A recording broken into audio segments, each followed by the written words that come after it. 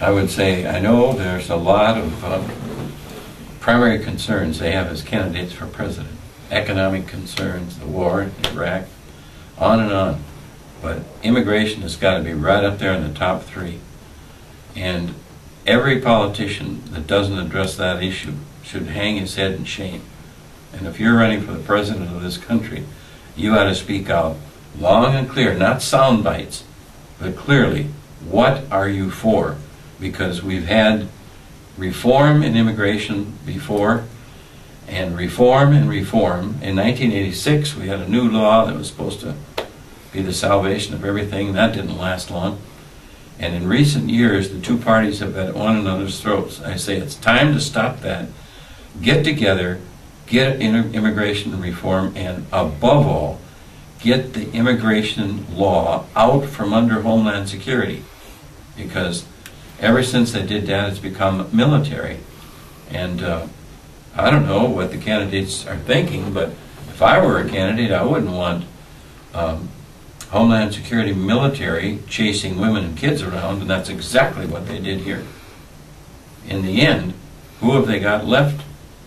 The men are in jail, and they got the mothers and the kids. And this is no way to live, and it's no way to live in a democracy. And I think both candidates have got to speak up, and they should be, their feet should be held up to the fire. I know that McLean says, well, I'm for reform, always have been. Well, let's hear it, man.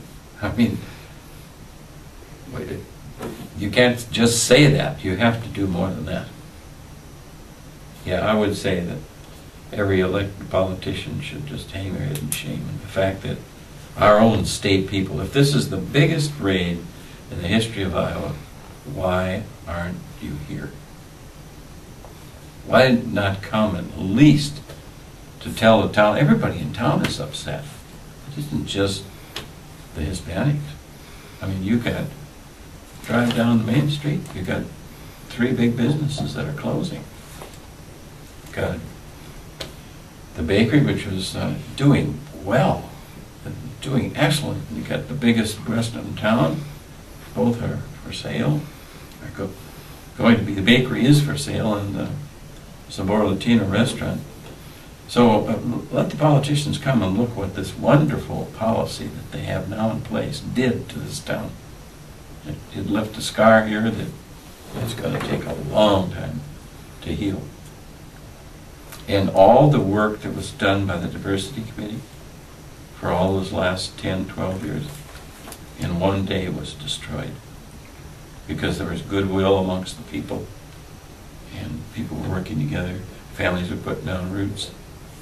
So they uprooted all of that to bring in homeless people from under the bridges down in Texas, McAllen, and different places like that. This is progress of some kind. If it is, it escapes me. Thank you very much. So, Appreciate you making